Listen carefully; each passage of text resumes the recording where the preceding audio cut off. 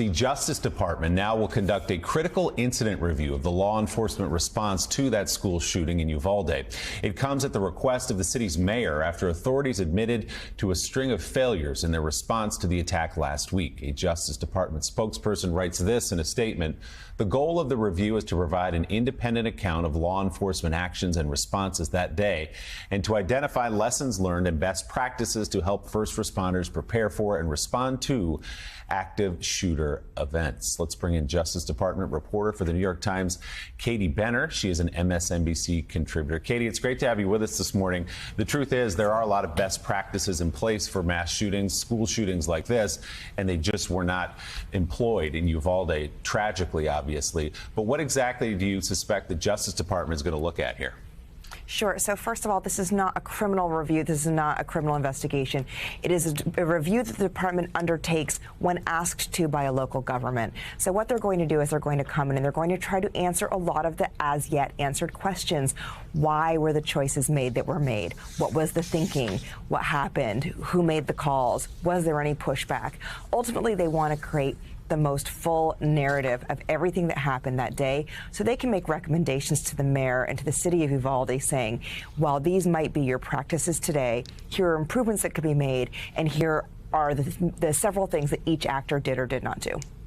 So, Katie, good morning. It's Jonathan Lemire. I assume also this would create a template for other cities in order to prepare for a possible shooting in their town. But let me ask you this. There's been so many questions raised about the police response in that town, so much anguish and anger from the families of those lost who wished officers had stormed the school much sooner than they did. Even if it's not this Justice Department probe, is there going to be any sort of mechanism here? Is there any scenario where someone could be held responsible? There could be some actual official blame assigned? Are there going to be internal reviews, maybe on the city or state level? I guess to provide parents any sort of answers to the questions they so desperately are asking. Sure. So two things on that. First of all, as you say, these reviews, what they do is they uncover tremendous amounts of information. And as we all know, it is very difficult for local governments to take any kind of punitive action toward law enforcement. There are all sorts of reasons for that. But what uncovering this amount of information can do is it can give the mayor's office and other city officials sort of the top cover they need to make those more difficult decisions around accountability. And that could be very helpful. It's one of these reasons why these reviews tend to move fairly quickly, though justice does move slow, fairly quickly.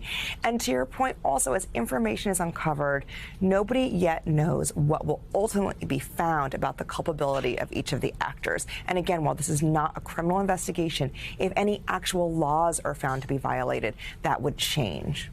And as you say, Katie, these kind of investigations have been conducted in places like Orlando after the Pulse nightclub shooting, San Bernardino, other mass shootings as well. So not unusual. Justice Department reporter for the New York Times, Katie Benner. Katie, thank you so much. Elise, as I mentioned, they're going to look at the protocols and what went wrong, but the protocols were there. They were in place in writing by the state of Texas. They had in December, Uvalde had practiced what to do. And they just didn't do it, is the truth of the matter. Well, they just had simulations and trainings. Yeah. And at the end of the day, we can parse through what went wrong in every step of the response. But we all know what the answer is. Why are these high capacity weapons of war that, have these high volume magazines, and the kid had, over 1,500 rounds of ammo unleashed? Why?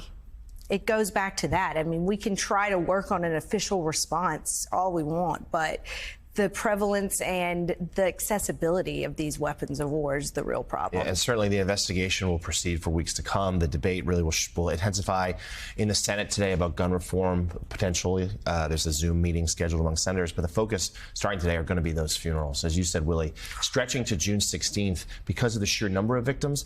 It also underscores just how small this town is. It's a town of only 2 funeral homes, so therefore stretched to capacity, and that's also why this is going to take so long. A truly American tragedy.